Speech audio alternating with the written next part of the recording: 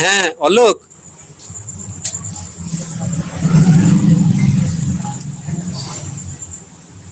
Hello.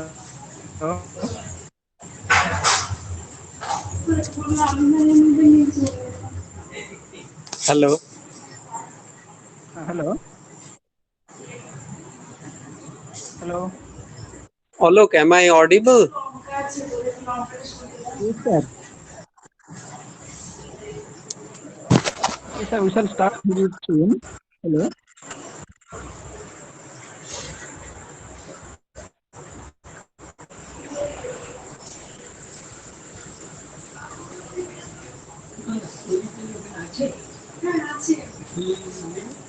Hello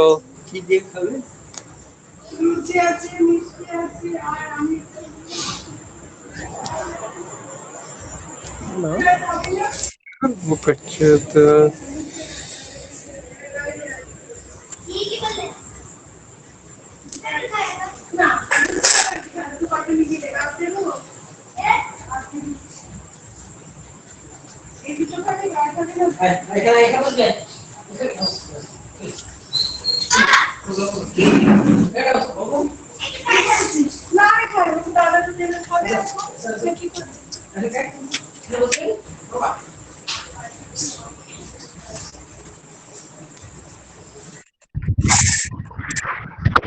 Good evening, everyone. It is a moment hello of pride Alok, and privilege. I think my internet connection is fine here. It looks like it's fine, but still nothing is audible. I can't hear any of your voice. So I would request you to carry on and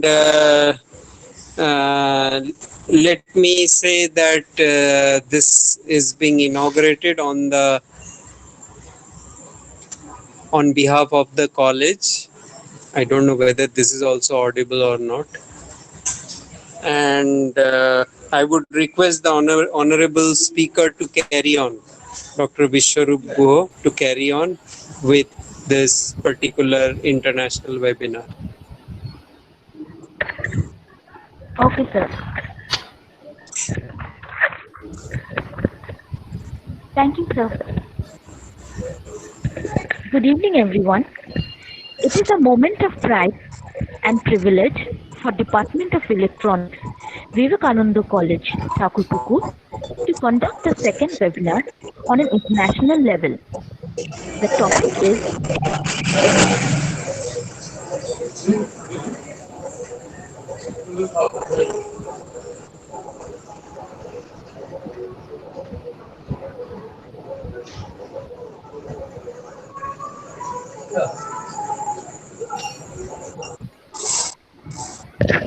sorry for interruption.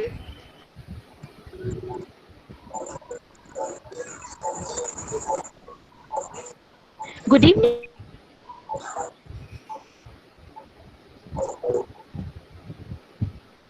National level. Cavity optomechanics.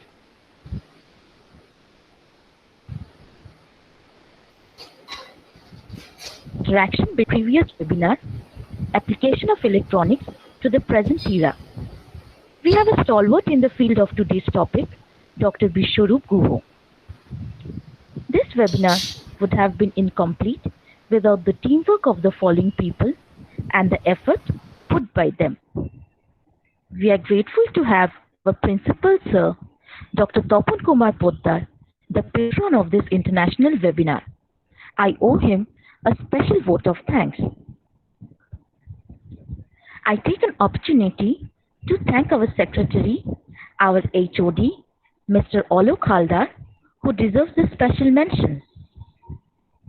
Joint Secretary, me, Ms. Romela Dotto, Convener, Ms. Shonchari Guho, Joint Convener, Mr. Onjun Paul, Organizers, Ms. Orpita Das and Mrs. Debaroti Shorkar. My colleagues have lent immense support in conducting this webinar. Due to some unavoidable circumstances, we do not have our principal sir, to join with us today. His presence and words would have encouraged us immensely. However, we have Mr. Arvind Pan, IQSC chairman, with us to deliver a speech and motivate young minds. Over to you, Pan sir.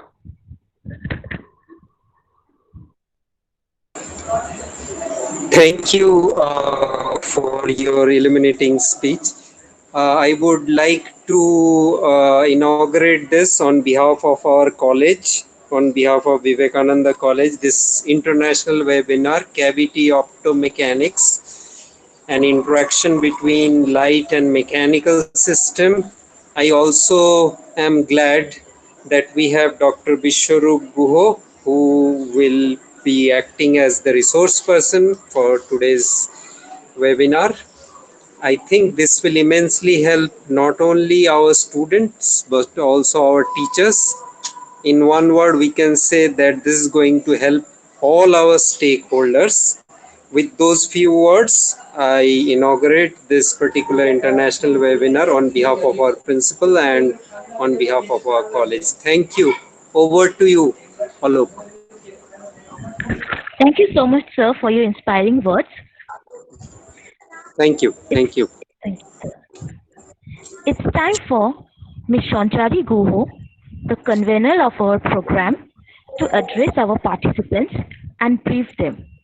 Over to you, Shantari. Good evening, everyone. It's a great honor for me to be associated with this international webinar as a convener. I thank our dignitary Dr. Biswarup Guha for delivering a lecture on cavity optomechanics, and I know our participants would gather a wide knowledge about it. I thank our principal, Sir Dr. Tapan Kumar Poddar, and our bursar, Sir Dr. Atun Singh, for their contribution towards this webinar. I thank our HOD Mr. Alok Haldar for his effort and for being with us to make it a successful event. My other colleagues need special mention for their immense support. Thank you everyone for joining our webinar. Over to you, Romala. Thank you, Shantari. Next, I would request our organizer, Ms. Orpita Dash, to help you with the do's and don'ts of today's event. Over to you, Orpita. Thank you, Romila. Kindly switch off your speakers and camera option present on the screen. One unique code will be announced or displayed on the screen during the entire session. Please note it down for marking the attendance and also for filling the feedback form. Feedback form will be available till 12 a.m. The feedback form will be sent to you via email. Kindly post your queries in the chat section. Please do not use the audio mode for it. All your queries would be answered by our speaker. E-certificates will be sent to you via email within 10 days. For any further queries, kindly contact with us after 10 days. Please be with us till the end of the webinar. Thank you all. Over to you, Romila. Thank you, Orpita. Now, it's time for our special guest. Our honorable speaker for today is Dr. Biswarup Guha, who would be rendering a lecture on cavity optomechanics and interaction between light and mechanical systems. His expertise in the above field would instill the best concepts about optomechanics within our participants. Dr. Guho is an NIST, University of Maryland, postdoctoral associate in microsystems and nanotechnology. A brief CV of him has been presented before you. I would request everybody to go through it.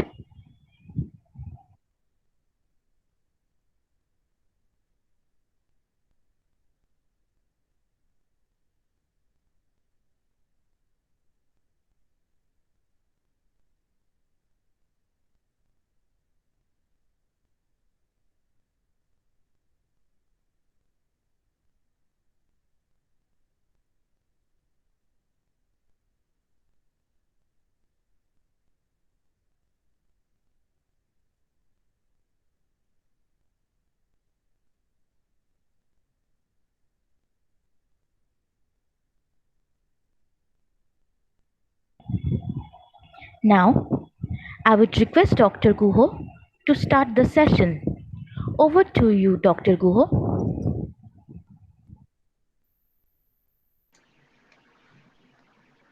Thank you very much for the introduction. I do appreciate, and thank you for inviting me for this talk. It's also an honor for me to present in front of you, and I thank all the organizers and the teaching staffs and the principal, sir, for of Vivekananda College for this invitation.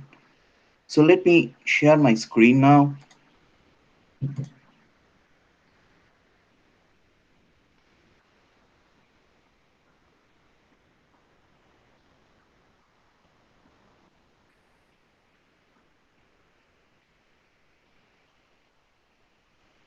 Okay, so well, it's a bit difficult at the same time, I think, to look at the chat and then keep talking.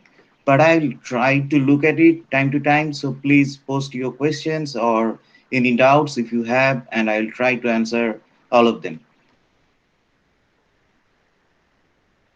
So, I am Biswarup Guha. I'm presently working at University of Maryland, jointly with National Institute of Standards and Technology in Gettysburg City of Maryland State in USA. So main focus of my work, of my present postdoctoral work, is cavity optomechanics, and it's also the similar field that I worked in my PhD. So I'll try to give you like an overall view of this field and my works in this field. So as I say that optomechanics, so basically you will deal a lot with optics. And just to remind you that optics deals with light, and light has momentum, and it imparts momentum when reflected off a surface. Such so-called radiation pressure is the main focus of cavity optomechanics, and we'll be dealing everything with this radiation pressure today in this talk or in the field of cavity optomechanics.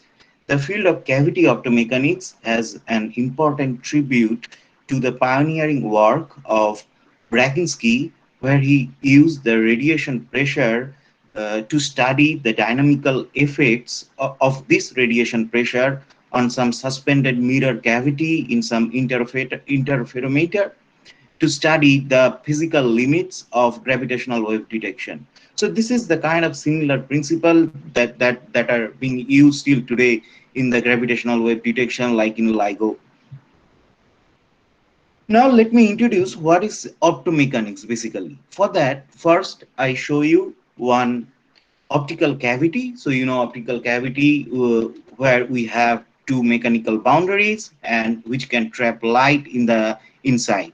So this optical cavity has an optical resonance frequency omega naught. On the right side, I have a mass on spring, which is a mechanical resonator with a mechanical resonance frequency omega m. Both of these resonators, they are connected to environment, leading to dissipation.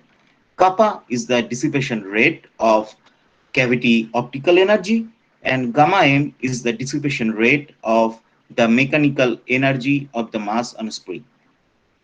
This gives rise to a definition of an optical quality factor Q-opt for the optical cavity and a mechanical quality factor Qm of the mechanical resonator.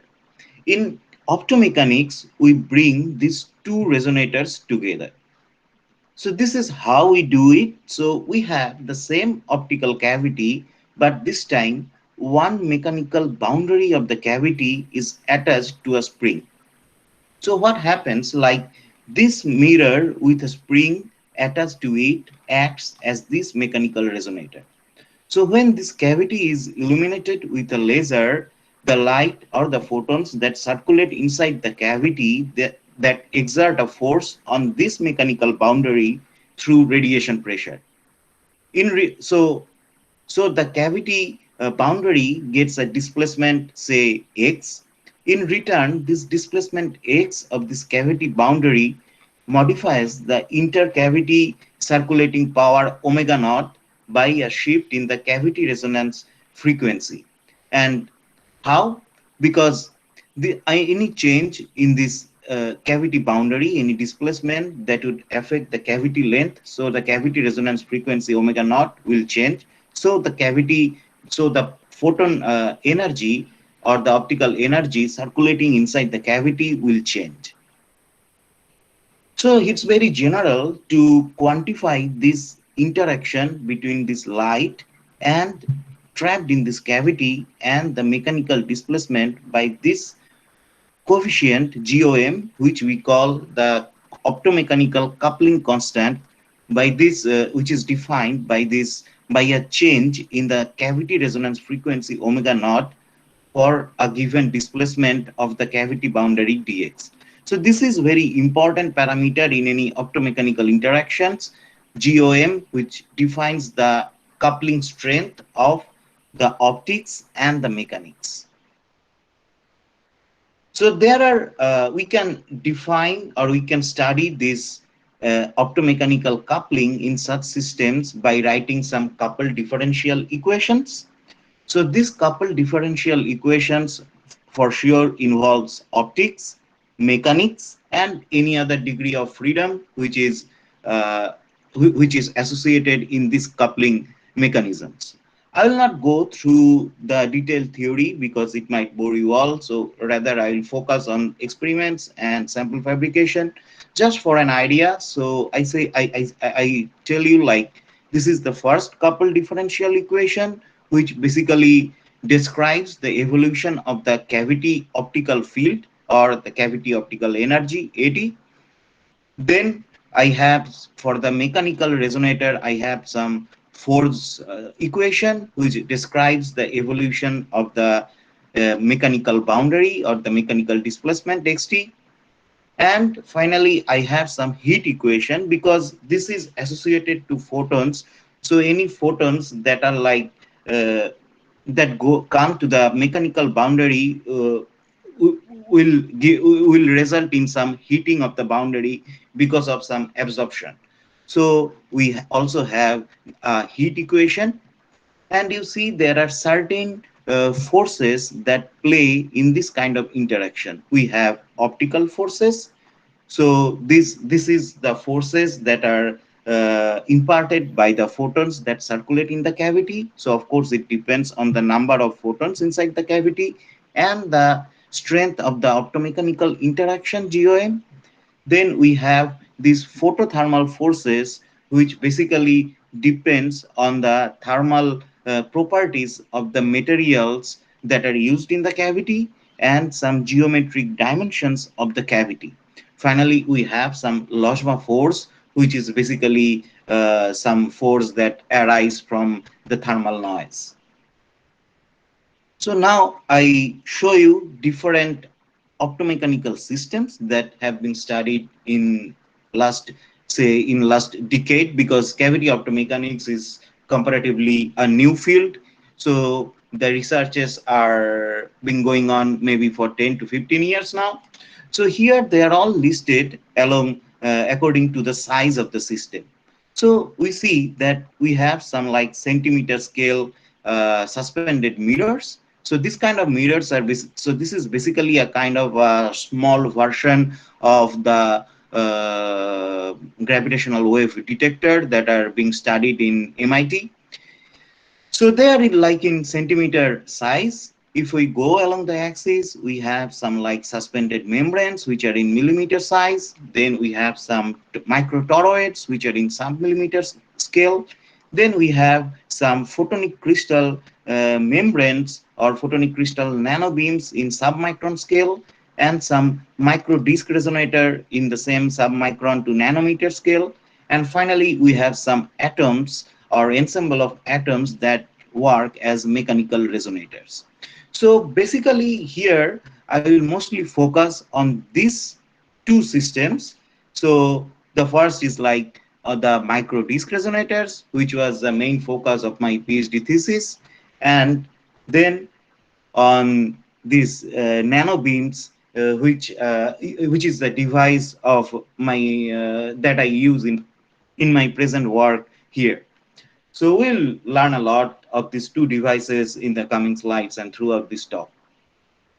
So this is the outline. So I have divided the talk in two parts. The first part will deal with the microdisc resonators, the optical and mechanical modes in these systems, and the coupling between these two systems here. And then I will present some applications of these optomechanical disc resonators, of these optomechanical systems in sensing. And in the second part, I will present the nanobeam optomechanical cavities and show the optomechanical coupling in this kind of systems, and finally one application of these systems in frequency transduction.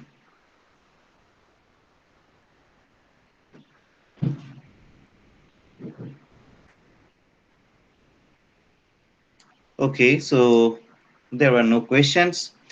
So let me start the first part, which are like optomechanical disc resonators. So this is a typical gallium arsenide optomechanical disc resonators, which is sitting on aluminum gallium arsenide pedestal here. So this is the kind of the device that I fabricated and I worked during my PhD. So this kind of devices, they are both optical and mechanical resonator. On the optical side, they show high optical quality factor that I defined earlier with in a small mode volume. And these are like optical whispering gallery modes that we will study in the next slide. And on the mechanical side, they show high mechanical frequency thanks to their small mass.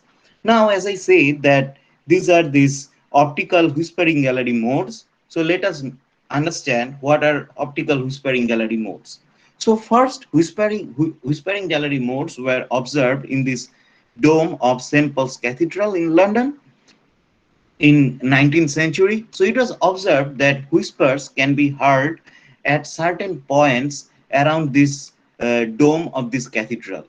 So this is because of total internal reflection at the boundary of this circular dome. So whenever the resonance condition is made, so the whispers can be heard loud. So the same concepts work in our microdisc resonators, but this time is with photons rather than sound. So photons that are coupled to the disk, they circulate the round boundary of these disk resonators by continuous total internal reflection at the disk uh, boundary. Now, the resonance of this kind of photons around this some resonance modes, they give rise to this kind of eigen modes. And I showed some like two examples of two eigen modes, which are called this like whispering gallery modes for two different radial order and two different azimuthal order. So this is the top view of how does the optical modes look like that we calculate from electromagnetic simulations, or which is called like the finite element method simulations. And if we look at the side from the side, so you see this is the hub part of the disk, and you see the optical modes for two different radial order. So this is the first radial order mode, and this is the third radial order mode. So these disk resonators, they support different optical whispering gallery modes. I mean, different radial order and different azimuthal order optical whispering gallery modes. So these optical modes, they show high design quality factor. As you can see, they are like in 10 to the power 11, 10 to the power 9 in this range. But for sure, like in practice, we get much lower optical quality factors because of some losses, and that's why we need to do some improvement of the optical losses or to overcome the optical losses in such systems that I will explain later. So on the mechanical side, so these discs, they show different out of plane and different in plane mechanical mode.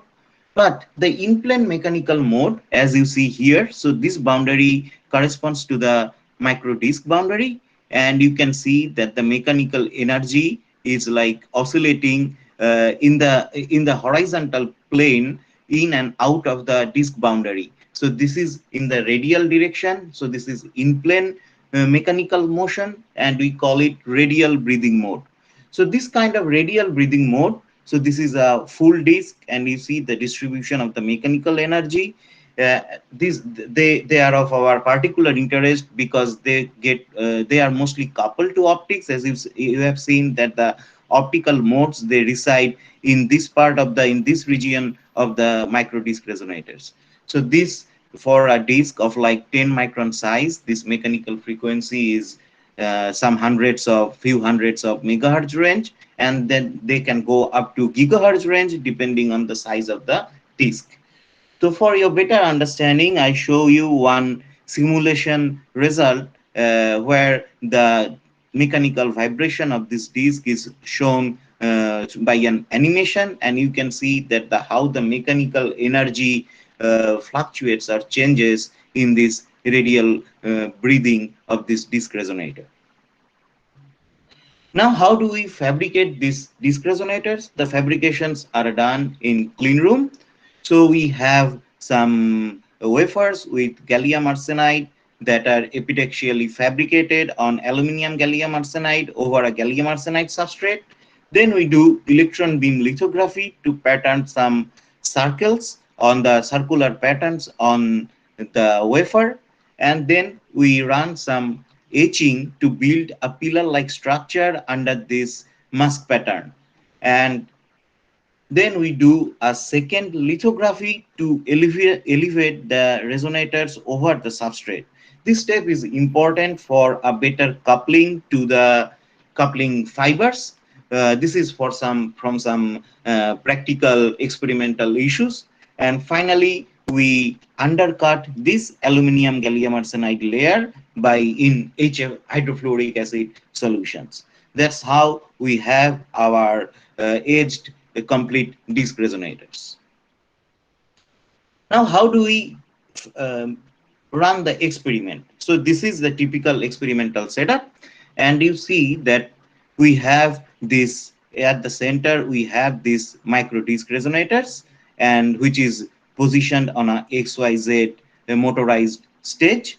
So with this motorized stage, we bring these disc resonators in the near field of an optical fiber, and then we with an laser we illuminate the fiber, or we send photons to the fiber which are coupled to the disc resonator, and then the photons that come out of the fiber we split them in two channels. The DC part goes to the computer through a data acquisition card, and with the DC part we study the optical transmission and the optical modes of the resonators that I will show in the coming slides. And with the AC part, we send it to an electronic spectrum analyzer to study the noise of this transmission, to understand or to study the mechanical vibration of these resonators.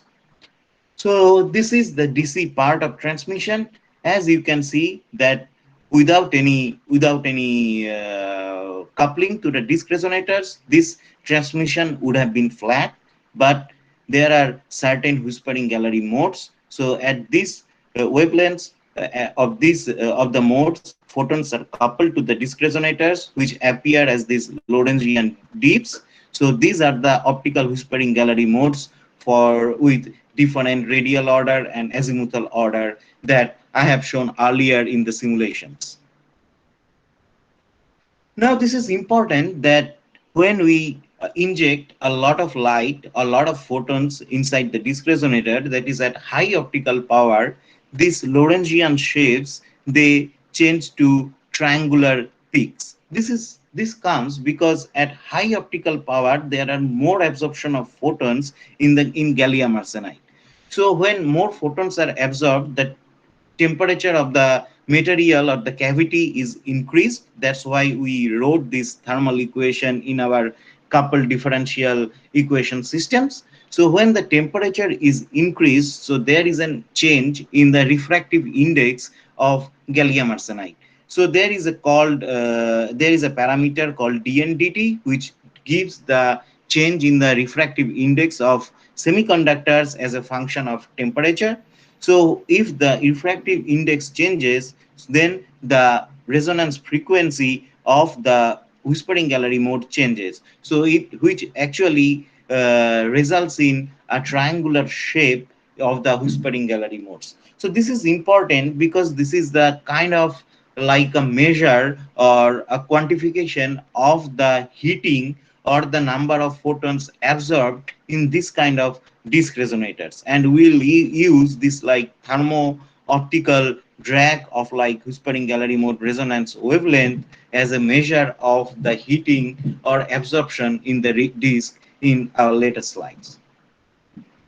So I said earlier that the design quality factors of these resonators are quite high, but still in practice we get much less quality factor because of absorption or many losses. So there are several sources of optical losses. For example, there are like bending loss, there are like coupling loss, but one important source of, so we studied these different uh, mechanisms or different sources of loss mechanisms, and we found that uh, one important source of loss is the surface absorption. For example, so this is a transmission electron microscope image of the boundary of a disk resonator, and you see that this fabrication or this like chemical etching results in some amorphous layer of like 2 to 3 nanometer at the disk boundary. So the surface states that are associated to these layers, they can rise to some mid-gap states in these gallium arsenide disk resonators, and the surface chemical nature that also pins the Fermi level. So this kind of, so a disk resonator with its like surface reconstruction layer like this, that they can absorb light much lower than the energy of the band gap. So this is like an important source of loss in our micro disk resonators. So we work to improve the surface nature of our devices. For that, I first show you one chemical nitridation of gallium arsenide disk resonators. So basically, here the idea is that we have the gallium arsenide surface here. So you see it has gallium arsenic bonds, and at the boundary we have some surface reconstruction layer, and we use some hydrazine. This is N2H4 chemical solution, so that the goal is to break these arsenic bonds and make a stable gallium nitride bond. So, and the lattice mismatch between gallium arsenide and gallium nitride is large. So this gallium nitride formation is achieved in like one single monolayer. So this is nice. So our surface is supposed to be encapsulated with this gallium nitride layer that we expect that will it will mitigate the optical absorption in the resonators. So we characterize the effect of this process with room temperature time resolved photoluminescence. So basically here we are measuring, I'm not going through the detail of this setup, just telling you the concept. So we are measuring the decay rate of the photoluminescence that gives photoluminescence of the carriers. So basically, as I said, that the mid-gap states can absorb photons with energy below the band gap. So we want to calculate the decay rate of this population of carriers that give rise to photoluminescence. And this is the result here. So we have the data before and after this chemical nitridation process.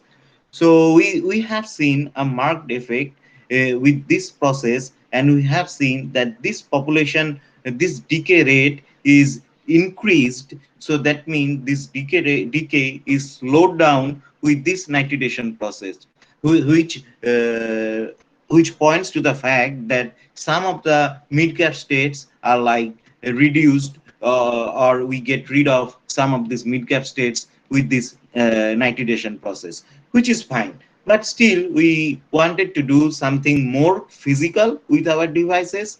That's why we moved to some surface passivation with atomic layer depositions with this ALD. So we have this gallium arsenide resonator surface with this surface reconstruction layer. So we just uh, physically evaporate some aluminium and in a chamber, in a vacuum chamber, and deposit some aluminium like a layer of like 5 to 10 nanometers on the disc resonators. So the disc resonators are now fully encapsulated with this alumina layer. So we should be free of this kind of surface reconstruction layer and mid gap states with this ALD process. And what's the result? So this is, here you see in black, I have the DC transmission through of the disc resonators before and after, and in orange I have the same transmission on the same resonator after this ALD process. And you see that already all the whispering gallery modes, they are like narrowed down, which means their quality factors, optical quality factors has improved, which means that the losses in these resonators have reduced with this ALD process, which is fine. And now I can show you that we can point on one particular optical mode, and here you see that the quality factor of this particular mode has improved from 1.8 to 4.2 with this ALD process. And before I have said that this kind of thermo-optic drag of the whispering gallery mode resonance wavelength at high optical injection power is a measure of the optical absorption in the disc resonator. And we have seen that this optical absorption has reduced hugely with this atomic layer deposition process. So this is nice. So this is, I mean, it has improved the quality factor and the performances of our resonators hugely. So with this process, we have achieved whispering gallery modes up to 6 millions. And this is, so you can see here in this graph, we are just changing the coupling of the disc resonator to the optical fiber. And with this changing coupling strength, we see an increased line width. That means, sorry, a decrease and increased line width, and that's why and improved quality factor with this coupling strength of these disc resonators. Because when we are like far from the disc, so here, so we are like very minimally coupled to the disc. That means that the coupling loss is also much smaller. Now I can move to the mechanical motion. Let me check if you have any questions. Okay. Okay, so nice. Thanks. Thanks for the question. That's a nice question. So this is Hello, this is sir. yes. Hello. Hello, sir. Sorry for the interruption. Actually, we have a different question answer session. Okay. Post to conclude this topic. Okay. Okay, so would it be good? Okay. Then I can continue. Makes sense. Thank you. Okay, thank you so much. Okay, so this is the, again I show the animated version of the mechanical breathing. So here, how do we measure this like mechanical vibration experimentally? So I said that the mechanical vibration or the mechanical breathing, it actually changes, any mechanical displacement changes the cavity resonance frequency omega naught. So due to this mechanical breathing, the cavity resonance frequency omega naught is changing continuously with time. So it's like this, we time this cavity resonance frequency omega naught.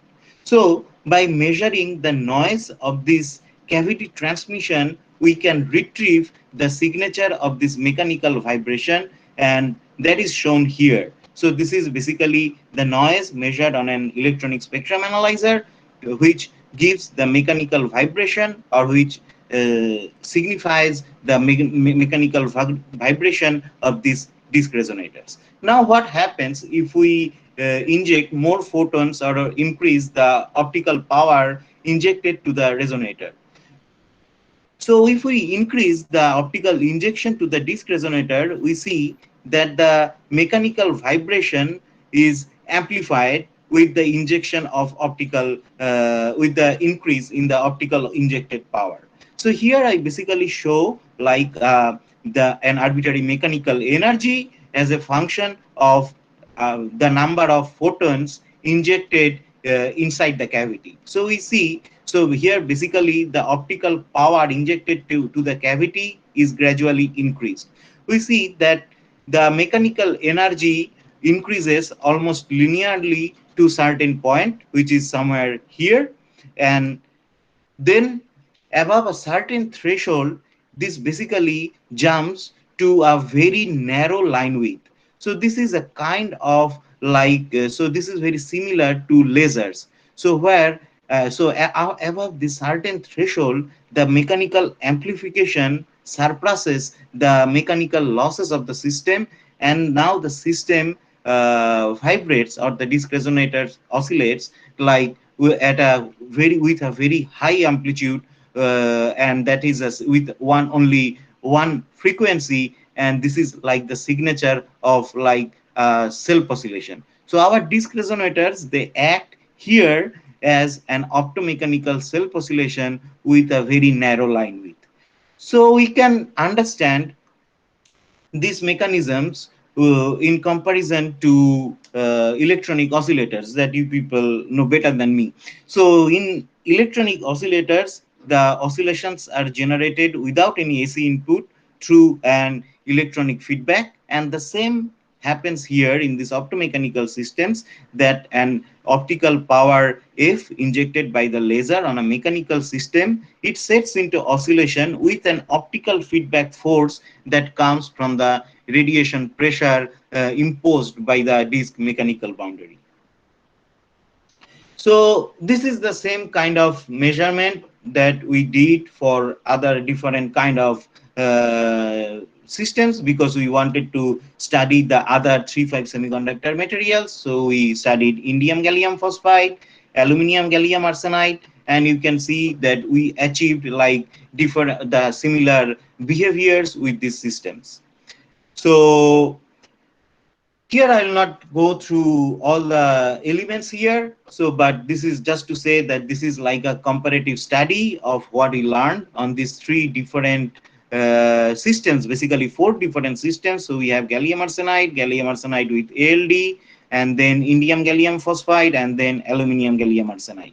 So we have seen that the best effect till date we found with this gallium arsenide with this ALD process, and but still this indium gallium phosphide, aluminum gallium arsenide, they have their own advantages. For example, indium gallium phosphide have like much less heating of the system, but aluminum gallium arsenide have higher heating, but the kind of fabrication is better with that, and they are being used in many nonlinear optics measurements or studies. So they have their own advantages, but till date the best quality factor is reported with this gallium arsenide with ALD.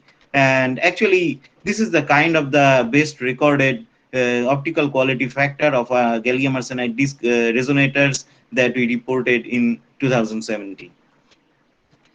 Now I'll show that how to use these disc resonators in force sensing. So let me tell you the idea, explain you the idea of force sensing.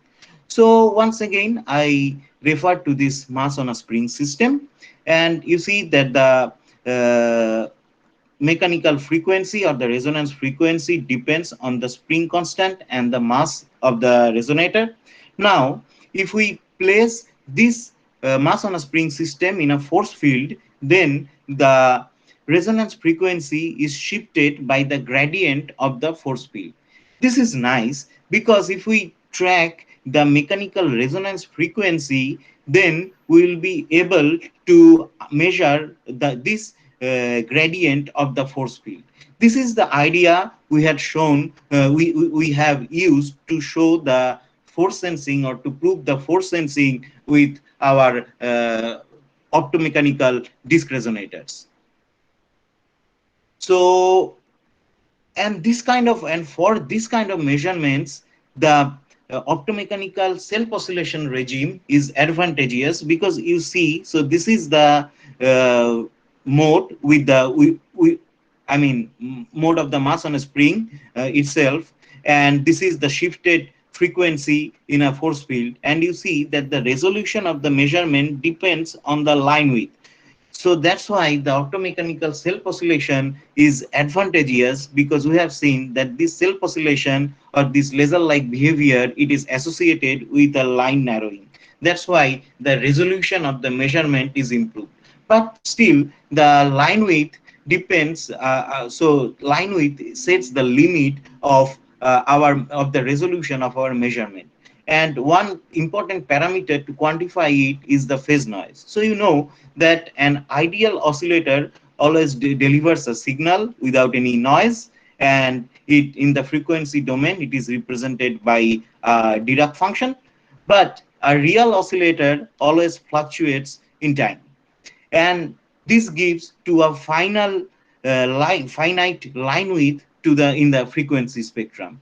So this is the concept of the phase noise, which quantifies the line width of an oscillator. And so we studied the phase noise for our optomechanical oscillator. So phase noise, this is basically measured in like dBc per hertz. So it gives the energy contained in 1 hertz bandwidth of an oscillator frequency spectrum.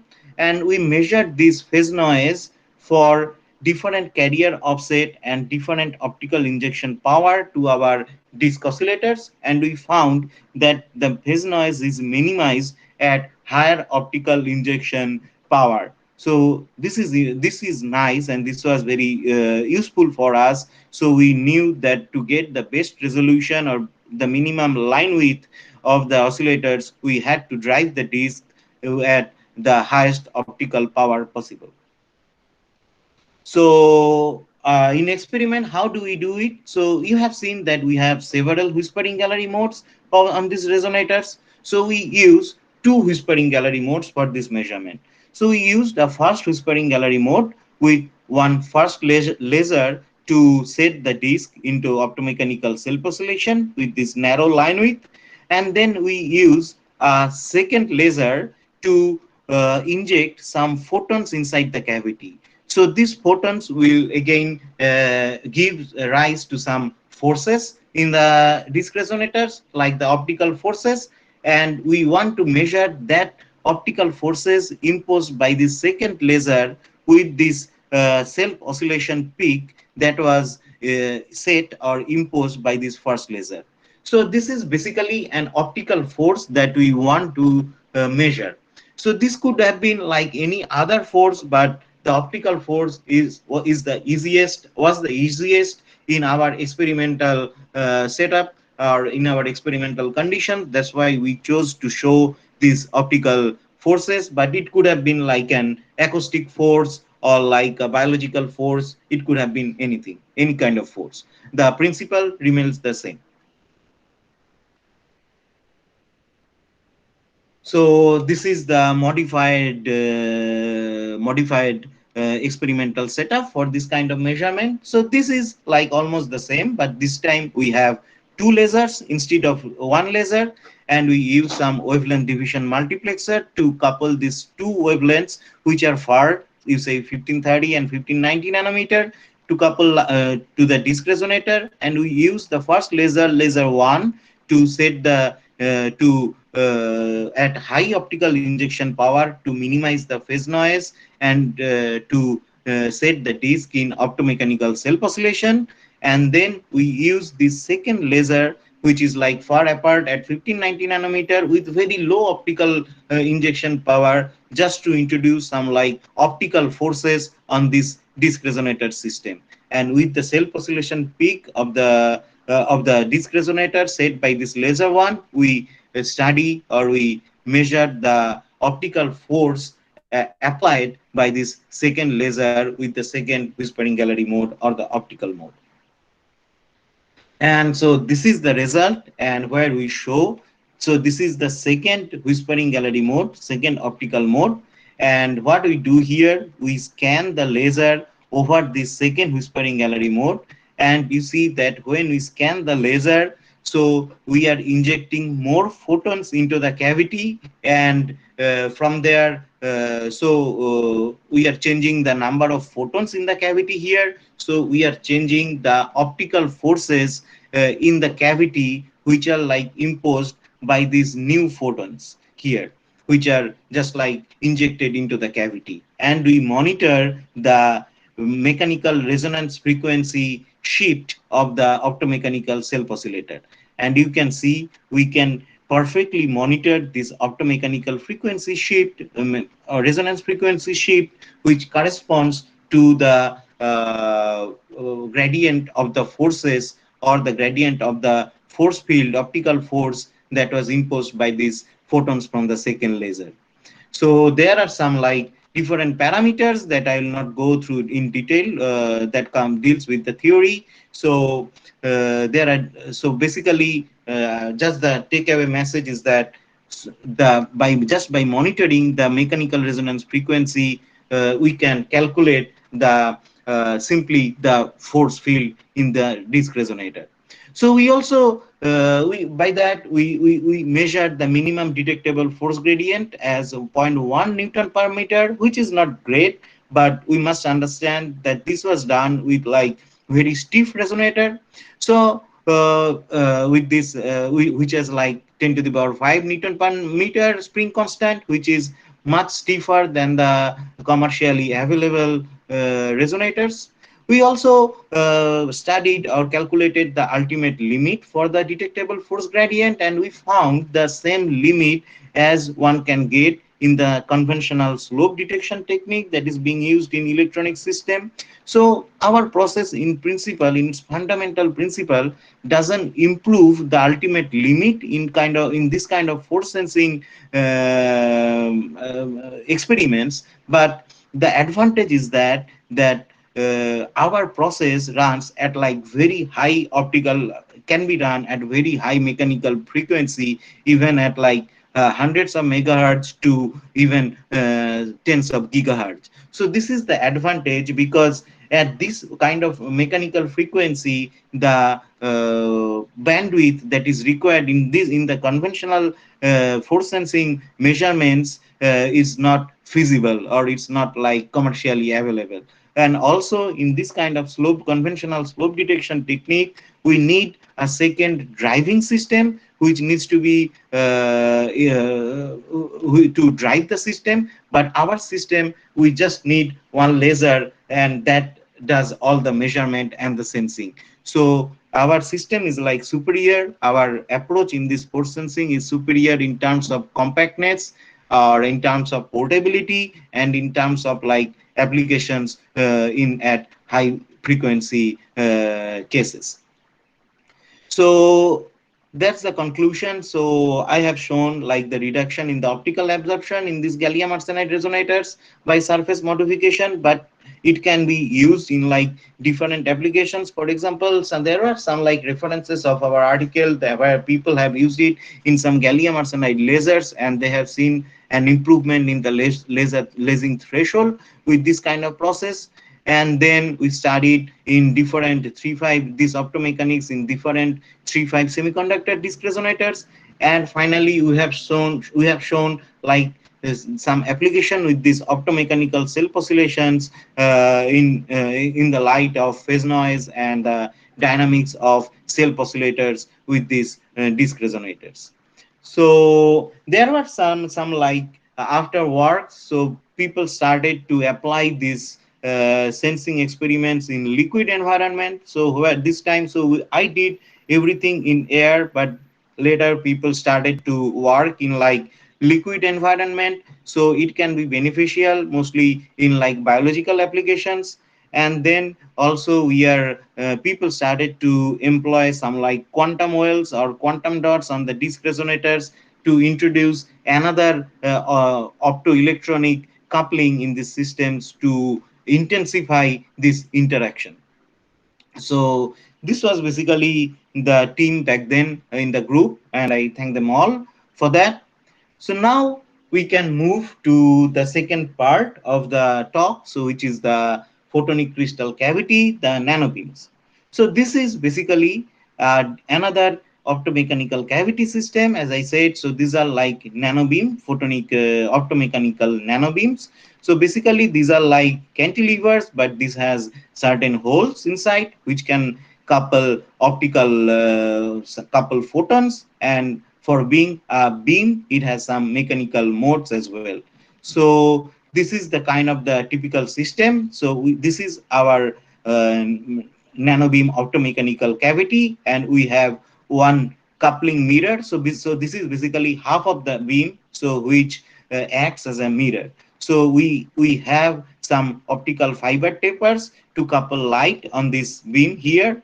So the light goes here and reflects back from this mirror, and the light is evanescently coupled to this nanobeam here.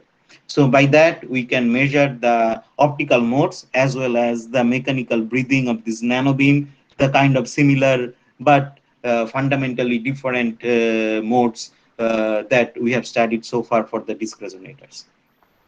So basically, so this is the kind of what optical modes look like in these nanobeams. So these nanobeam systems, they don't have that wide range of optical modes that we can see in disc resonators, but still you can see that it can couple light in these cavities formed by these photonic holes here, and it can show some mechanical mode, and you can see the simulated mechanical mode, how does it look like.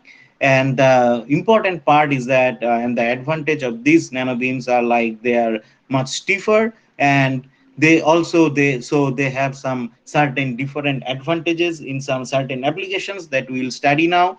And also like they are at much higher frequency, so you can see that it's easy to get like some few gigahertz or even tens of gigahertz with this nanobeam optomechanical system. So we studied the similar kind of measure, similar, we did the similar studies. So this is the kind of an optical mode of on this optomechanical nanobeam.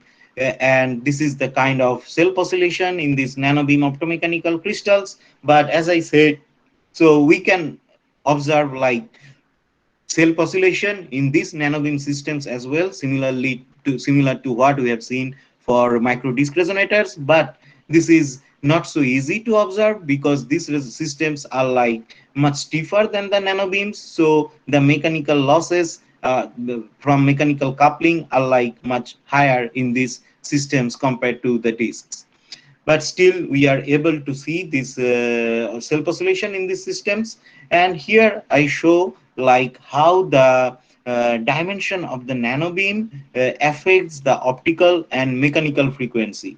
So here basically you see the complete DC transmission through the from the nanobeam, where it gives the optical mode, and you see just by changing the width of the nanobeam we can shift the optical resonance frequency. And similarly, by changing the whole size or the whole dimensions, we can change the mechanical frequency. And also with the change in the mechanical, with the change in the width, we can also change the mechanical frequency, because any change in the geometric dimension will change the mass, and the mechanical resonance frequency still depends on mass and the spin constant for any mechanical resonator system. So one particular focus or particular reason for working in this platform is to get another is to use it another in another applications. So we want to use it in microwave to optical frequency conversion. So we have seen that any optomechanical systems, they can couple optics and mechanics quite easily. Now we know, and you know, that there are piezoelectric systems which couple microwave signal and mechanics. So in this kind of systems, using these nanobeams, we can bring together some piezoelectric system and some optomechanics system. For example, it's like what we have shown here. So these are basically some piezoelectric devices. So some interdigitated transducers which generate because of like gallium, because of the photoelastic properties of the gallium arsenide. So when we apply some voltage between these like two electrodes, there are some like surface acoustic waves generated on the surface because of the photoelastic properties.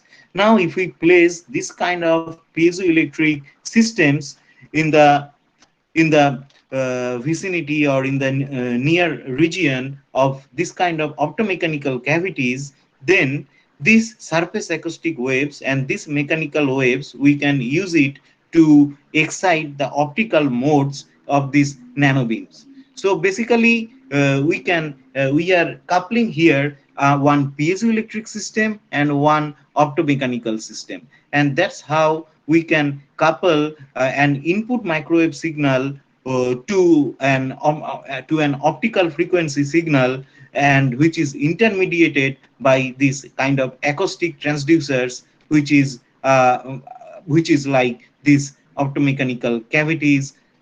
So this is the concept. So we have like one incoming microwave signal and one incoming microwave signal. With these piezoelectric devices, we convert it to the surface acoustic waves, and this surface acoustic waves has the same mechanical frequency. We can fabricate and design the devices to get the same mechanical frequency as of the nanobeam mechanical frequency, and then we can excite this, we can change this nanobeam mechanical frequency to optics thanks to the optomechanical interactions. And this is advantageous because, you know, like in communication, in defense projects, or in many things, the mostly the signals are like in microwave frequency, but it's much easier to transmit. I mean, on land, over land, it's much easier to transmit information in optical bands or in like through optical fibers. So that's the goal of this project, is to convert any incoming microwave signal in the optical domain, and that's what we'll show that how we can do it. So that's where we started. So we have this optomechanical nanobeam, and we design a piezoelectric resonator with say two electrodes coupled to it. Now you can see that these piezoelectric resonators, it efficiently transduces a microwave signal to a mechanical excitation, or like a surface mechanical wave, a mechanical surface acoustic wave. Now, the surface acoustic wave mechanical frequency can be matched to the mechanical frequency or the mechanical vibration of the nanobeam, and in that case, so it forms a mechanical super mode. So basically, the acoustic mode of the piezoelectric resonator is matched to the mechanical mode of the nanobeam, and so that it forms a mechanical super mode as you see here in this animated version. And this mechanical super mode makes the bridge between the microwave signal and the optical frequency domain. So these are the two different domain on the frequency spectrum, which is bridged by this mechanical super mode. So this is the current state of fabrication of these hybridized mode devices. And you see, like, we have these photonic crystal nanobeams here with these mirrors for optical coupling, and we have the piezoelectric resonators but coupled to the nanobeams. Then the piezoelectric resonators are coupled to some pads, and we have some inductor coils for frequency matching to these piezoelectric resonators. So how do we fabricate these samples? These are a bit complicated to what I had shown earlier. So we have several processes. The basic fabrication is the same. So we first, with electron beam lithography, we first define the electrodes and the pads, and then we do some metal deposition on this resist, and then we do some lift off for the resist, so that the electrodes and the pads are formed Then we define the nanobeam holes and the nanobeam by electron beam, second electron beam lithography. And this is critical because we need to do some aligned electron beam lithography so that the nanobeams exactly at the same position of the piezoelectric resonator. And we do then we do an etching, a dry etching of the under these mask patterns, and finally we release the aluminum gallium arsenide layer in the same hydrofluoric acid solution. So this is the characterization setup. So we have again, like, so the difference from the disk system and this system is that in the disk we were measuring like the transmission through the fiber, and here we measure the reflection from the nanobeam. So we have an optical circulator which which couples some light into the nanobeam and collects the reflected light from the nanobeam and sends it to a detector. And again we split it in two branches, like one, the DC branch for the measurement of the optical modes, and the AC part for the measurement of the noise or the mechanical vibration. We well, this fiber we have to fabricate these fibers ourselves, because this needs to be really small to couple to these nanobeams, and we fabricate the fibers from commercial fiber by etching the fibers in hydrofluoric acid solutions, so that we can reduce the fiber diameter from 125 micron down to like 1 micron or 800 nanometer in that range. And we can do like three different kind of measurements with this setup. So we have some like RF probe or the microwave signal. This is to inject and to measure the inject some microwave signal to the system. As you can see that the RF probes are connected to the pads here, and this also helps to measure the reflection from the devices. Then for sure we can do the optical measurements to measure the optical modes and the DC noise, to measure the mechanical vibration, and we can do some electrical driven measurements where we drive the system electrically and measure the output optically. So on the hybridized mode system, we can still get some high optical quality factor, some optical modes with high quality factor, and you can see that this is a complete DC transmission. I mean DC part reflection from the nanobeams, and you can see it in the couple system. We see many more modes which comes from the coupling between with these piezoelectric resonator systems. And so these are the kind of the simulated examples or simulated results to identify these different peaks. So these peaks, they come from the mode hybridization between the piezoelectric resonator mode and the mechanical resonance mode. So not only the mechanical vibration, so we can drive the system electrically and measure the system response optically. So this is the kind of S21 measurements. So this is great because this is the kind of the indication of RF to optical transduction, because the upper panel here shows the coupled hybridized mode of the systems that is measured optically, complete optically. But here we are driving the system electrically and measuring the system response optically. So basically we can identify all the different modes with this driven system. So this is the first indication of like radio frequency to optical frequency transduction, and which is great. But still there are some problems associated with this piezo resonator, because the piezo resonators are very small with only two electrodes, and so the input resistance, the input impedance of these systems is very high, say like 20k 30k in this range. So for efficiently couple the RF signal to our system, we need some electrical impedance matching. So this is the kind of the impedance matching network where we fabricate this kind of LC resonator circuits, so that we can push the system to critical coupling condition where all the coming microwave signal can couple to the system. And you can see that with this is the some calculation results. We are working on the fabrication and like the measurement of the new devices, but which is not optimized yet, but you can see that already we have like a marked improved with the kind of fabricated impedance matching network that we have here.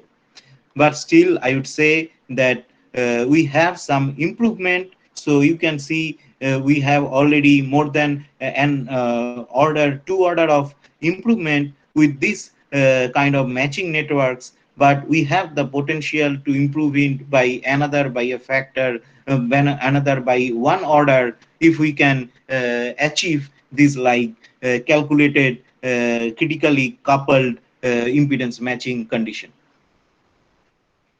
So we are still working on it. Our understanding is that now we are working with room temperature metals, so which are like highly resistive. So now we are working to switch to superconducting niobium circuits, which have like much lower resistance. So that will for sure help us to improve the impedance matching. We are also working on some on this kind of optical transduction over broadband, because with these piezo resonators they work at different resonance frequencies. But what if we want to have this transaction over a larger bandwidth? So we fabricated this kind of antennas in the near field of the nanobeams, as you see here. So the idea is that we excite the system, we give the system the RF signal through these antennas, and as they are like near to the as they are placed near to these nanobeams, so they can read out the RF signal or the RF information with this optically with these nanobeams. But this is advantageous because they are not resonators, so they work at much larger bandwidth and they are not fixed to a certain frequency. But of course the conversion efficiency from microwave signal to optical frequency is not as high in these cases, because they are basically not a matched resonators like the cases we have seen earlier. So this is the kind of the total fabricated system, and you see the pads here and the antennas close to the nanobeam here.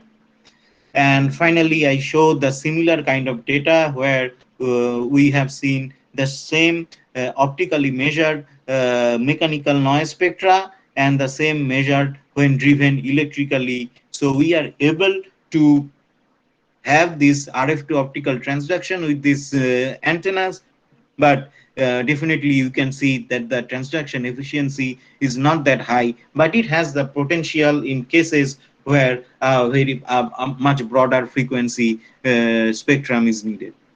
So this is the team that we am currently work on now, and we have some collaborators, and I thank my funding as well.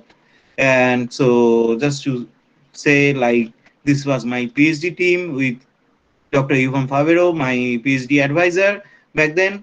And this is part of our current team with Dr. Karthik Srinivasan as my supervisor in my postdoctoral works. And I thank you all for your attention. And I'll check the chat box and I'm happy to answer your questions. Thank you. Thank you so much, Dr. Guho. Thank you. Our organizer, thank you, sir. Our organizer, Ms. Orpita Das, would proceed with the question answer session. All your queries would be addressed by our honorable speaker. However, we are bounded by time. Do post your queries in the chat section. And in the meanwhile, as I can see, we have received many questions from our participants. In the event of being constrained by time, we would use various online methods to address your queries post this session.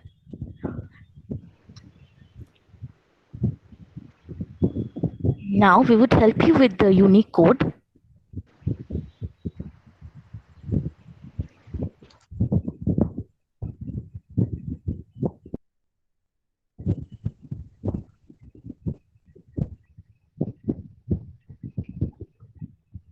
We would help you with the unique code, and you do have to note down the code.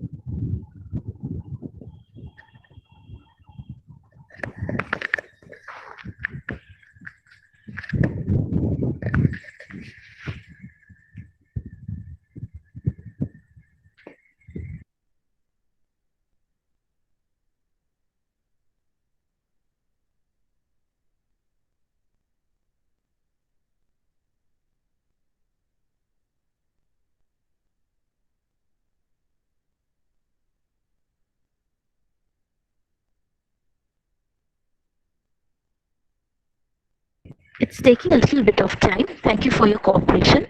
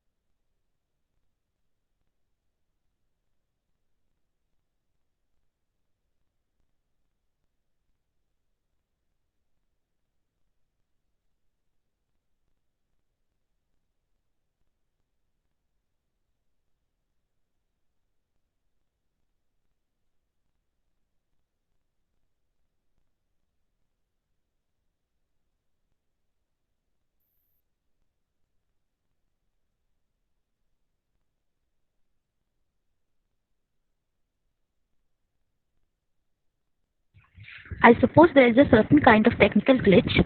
You would be getting the code in the chat section, and also we would be helping you with the feedback form in the chat section itself. Kindly note down the code and fill the form wherever in the chat section using the code. Post that you would be provided with e-certificate of participation. Kindly go through the chat for the code as well as the feedback form. Over to you, Orpita. Thank you, Romila. And thank you, Dr. Guha. This was really a wonderful session. Hello, sir. Am I audible? Yes, thank you. Sorry, I muted my mic. Okay, sir. So can we start? Yes, please. So first question from Saurabh Kumar Barik, and he's asking, what are these devices used for? Well, so that's what I explained, like in these devices in different applications. So for at present, mostly these optomechanical devices are mostly used in like basic in like as some mechanical system in the ground state. So they are studied to reach the mechanical behavior in the quantum ground state now, because it's like a comparatively newer field, but now these are being used in different applications. For example, in different sensing mechanisms, just like what I had shown, like in force sensing with these micro disc resonators. So some other systems are like used to detect different forces. For example, I have used this to sense the forces, but you can see that the mechanical frequency depends both on mass and the spring constant.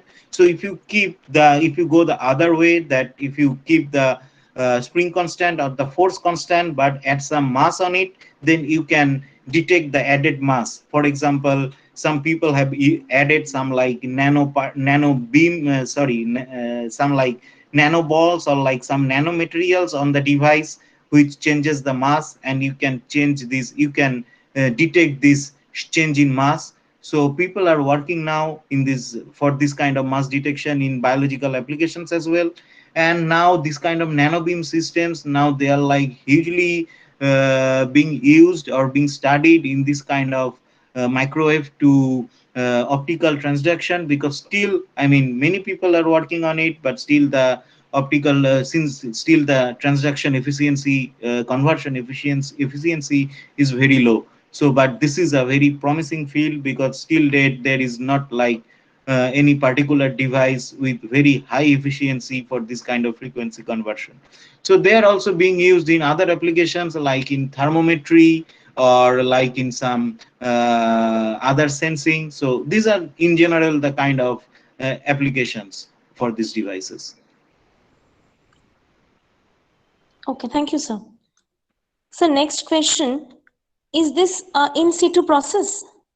Yes. So I would say not very much sure what do you mean by in situ, because I have never been like a surface physicist or surface chemist. But well, the way I see it, that in situ is like I would say that it's an in situ process, because the way it's done, it's completely done in a vacuum chamber in some vacuum boxes. So in the nitrogen atmosphere, we first chemically clean the surface. So to remove the surface construction layer, we first do some chemical etching, like in some ammonium hydroxide solution, which etches like couple nanometers from the disk, and then we do this like process. So this is like an in situ process. Yeah, definitely. Okay. So next question, do you have the XPS data of the surface to confirm the bonding of GN? Yeah, that's a very nice question, and I appreciate it very much. So yes, so the best thing would have been to get the XPS data, but as I said, like we have never been like the surface chemist, so we didn't have the resources to do the XPS data in our group, XPS measurement, and no people from our team were like not trained or not able to perform this kind of measurements. But we have seen this kind of XPS data, because from the actually this work was first demonstrated by a group from in St. Petersburg in Russia. So we contacted them, we had a collaboration, we had this XPS data on bulk gallium arsenide of this to confirm this gallium nitride bonding. We wanted to have similar measurements on the disk resonators, but the problem is that our disk, any devices here you see, whether it's mostly the disk resonators, they are like elevated over the surface on a very narrow pedestal. So the pedestal, the top diameter of the pedestal is like few hundreds of nanometer. So the samples are like super fragile. So it's not very easy to like uh, take it to any kind of experimental measurement setup which is not optimized to work with like fragile devices. So we couldn't do it, but we wanted to do it. But we have seen the confirmation through XPS measurements on bulk gallium arsenide, and we did the same process, and our experimental measurements confirms that we had some improvement. But as we didn't really see it, that's why we moved to this like physical process of ALD, which was like much more physical and much more understandable from our perspective. Okay, sir, thank you. So next question, why have you chosen alumina for surface passivation? Okay, so we wanted to get some like we wanted to encapsulate it with some material that will be like much lower than the that with a refractive index which is much different from gallium arsenide, and which will not like block like the our which will be like an open window or transparent for photons. And that's why we were like we wanted to have this kind of materials like alumina. So there are other options as zirconia, titania. So this kind of materials we had to use to get an open window for the photons. And then we particularly used alumina because we tried some other materials like titania to mention, but we got like the best surface roughness with alumina, because the deposited alumina layer is like much uniform compared to this other material. That's why we used alumina. Okay, sir. So next question, if in situ, how do you etch to give that particular shape of the disc resonator, as you are using wet chemical etching with HF, which is highly reactive? Because the HF is highly reactive, but then, and I must say, it's thanks. It's a very nice question. So HF is very reactive, but HF. So this kind of etching is called selective etching, because HF is much more, is very reactive to aluminium gallium arsenide, but it's not so reactive to gallium arsenide. That's why we can selectively etch aluminium gallium arsenide. So it's much more, it doesn't attack gallium arsenide actually, almost compared to aluminium gallium arsenide. So it's very fast in aluminium gallium arsenide, so the etching is maybe like in 30 to 40 seconds. So in 30 to 40 seconds we can etch like a few hundreds of nanometer of aluminium gallium arsenide, but gallium arsenide is etched maybe like tens of nanometer, so which is nothing compared to aluminium gallium arsenide. Okay, sir. So next question, you mentioned about electromagnetic simulation. What is the name of the simulator? Oh, that's nice. So it's just a console. So these are finite element method simulation. So we use mostly console. So you have other options as well. So for this kind of simulations, you can do console or numerical as well. So numerical is open source, and but console is not open source. But mostly I have worked with and still I work with console. Okay, thank you so much, sir. There is no question. I think all you got the answer. And thank you so much for this explanation, sir. There is another question from Mr. Saurabh Barik, I guess. Sir. So I actually don't understand the question. So what is meant by crossing of different modes? So on which I mean on which one, on particular aspects? I'm not clear with the question. If you can write something more. Can you please elaborate the question, Shorab Kumar Barik?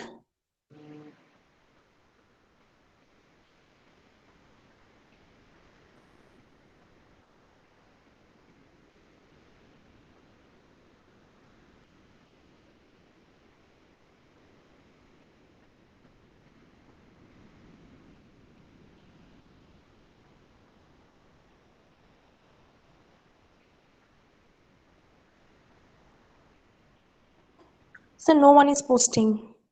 Okay, that's fine. Oh, sir, he's asking about coupling strength. Okay. So maybe you are asking from the disk and fiber coupling. So the coupling strength is like it's simple. Like you have a disk resonator or so any cavity, and you couple light with a fiber. So I mean, in the nanobeam, in the second part of the talk, in the nanobeam, you have seen that. So just by the side, beside the nanobeam, we have a mirror. So there, and the light is coupled from that mirror to the nanobeam evanescently, and it's fabricated on the substrate on the device. So the coupling remains stays always the same. But it was not the same for the disk, because we couple the disk with a fiber. So basically, I mentioned that we use a XYZ motorized piezo stage to bring the disc in the near field of the fiber. So as we approach more to the closer to the fiber, so there would be like, so there is like more I mean more coupling. So it's like just like coupling to the environment. So you can consider the fiber as an environment, and that's why. So just by changing the distance of the disk from the fiber, you vary this external coupling to this environment. And basically uh, the core part of the, I mean, the quality factor of the device itself is when you measure the disk resonator, or measure the quality factor positioned much far from the fiber. So you have much less photons coupled, but you minimize the coupling to this environment. It's like any other, for like optical cavity, I had shown like kappa is the dissipation rate, so to the external environment. So you can consider this coupling loss as the loss to the external environment, which is the air as well as the fiber here. So last question, what could be the possible reason for the self oscillation? Yeah, I said actually already. So the self oscillation, it's like very evident. It's basically amplification. So it's just like a laser. So what happens in laser, in lasing, you have population inversion, right? And at some point the population inversion increases very much, and then then you have above this threshold, you have the lasing. So that's what, like with this optomechanical coupling, we by injecting more photons, we increase the optical power injected to the disk. So we increase the mechanical amplification, but still the amplification is limited by the mechanical losses. But at some point, so the mechanical amplification gets higher than the mechanical losses. So when there is no mechanical loss, because the amplification already surpassed the mechanical loss, then it just oscillates freely. That's the main source of self oscillation. And the last question I got, so the alumina, yes, that's nice. It's a very nice questions. So yes, alumina passivation layer is amorphous. You are right, but the thickness of alumina is like very small. So we have seen like we to get an uniform layer, we need like about 2 to 3 nanometers deposition. So we deposited the alumina about 5 to 10 nanometers. So the deposited alumina layer is like from in like 8 to 10 atomic layers. So even if this is amorphous, it's advantageous for us. Yes, it is amorphous, but the thickness is like 5 to 10 nanometer. It's almost nothing. So it's like in layers, like typically 8 to 10 layers or something like that.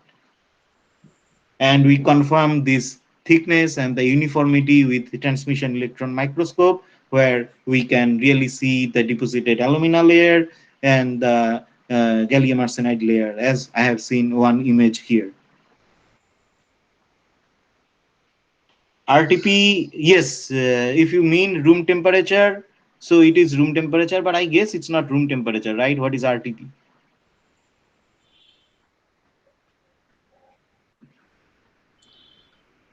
Oh, okay, sir. Yeah, in room temperature and pressure. Rapid thermal processing, no, that's something I'm not sure of.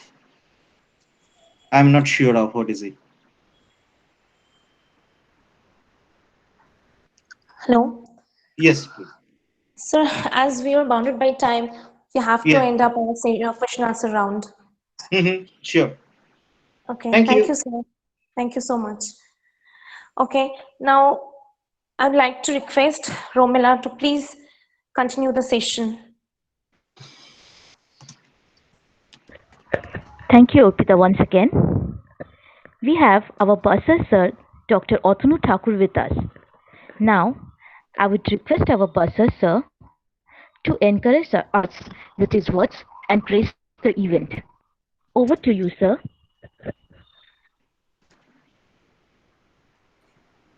Thank you, Devarati. Uh, I have joined very late because I am in the college for some admission works, but I think a lot of people are um, in this particular webinar. They enjoyed the lecture of Professor Biswarup, so I think um, they benefited from his lecture properly. And I am not in that particular field. I don't know what is happening there. I'm just as a it's my college, so I am here. but I think all the participants are benefited from that. And thank you, Devarati. Thank you, Alok. Alok is the head of the department, and uh, the Professor Vishwarup. So that's all from me. And this is I think this is the first time or second time electronics department is going to do an webinar. I don't know, but I think at that particular lockdown period you carry on with more and more webinar, and uh, that will benefit our students and teachers of other colleges, and also the community. Thank you all again. Thank you, Devarati. Thank you, sir, for your warm words.